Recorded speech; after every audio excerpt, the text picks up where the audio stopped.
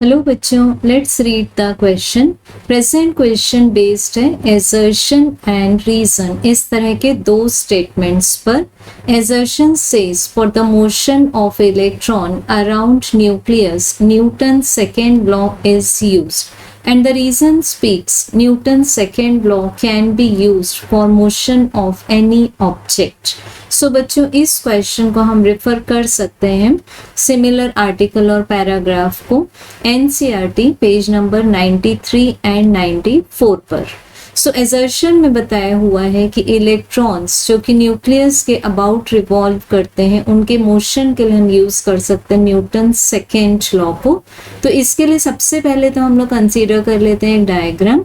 Late this be the nucleus and these are the electrons. अब basically nucleus contain करता है protons जो कि पॉजिटिवली चार्ज्ड पार्टिकल्स हैं एंड न्यूट्रॉन्स जो कि इलेक्ट्रिकली न्यूट्रल्स हैं।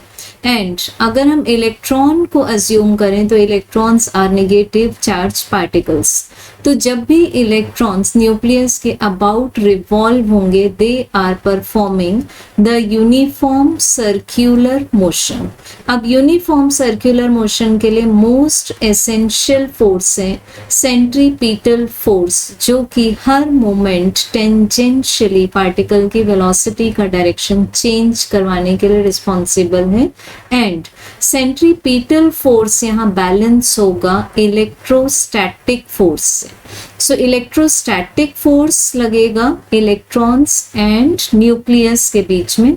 तो यहाँ न्यूक्लियस सप्लाई करेगा electrostatic force and hence the centripetal force is balanced. So definitely जो इलेक्ट्रोस्टैटिक फोर्स है ये इलेक्ट्रॉन्स को प्रोवाइड करता है centripetal force which is mv² divided by the orbital radius. तो हम इसको ले लेते हैं centripetal acceleration. Now the Newton second law of motion is applicable here, so we can say that assertion is true. अब reason में बोला हुआ है कि न्यूटन सेकेंड लॉ को हम किसी भी ऑब्जेक्ट के मोशन के लिए यूज कर सकते हैं।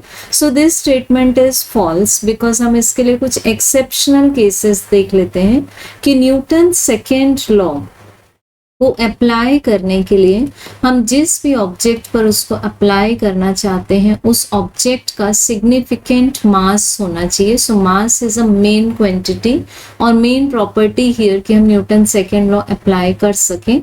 फॉर मास लेस और negligible mass particles we can not apply Newton second law.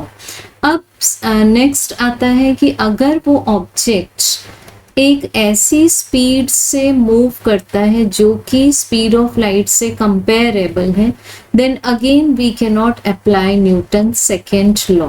So Newton second law हम कुछ स्पेसिफिक ऑब्जेक्ट्स या फिर स्पेसिफिक कंडीशंस में इनवैलिड कह सकते हैं। So reason is false. So we can say that correct answer is option 3। Thank you.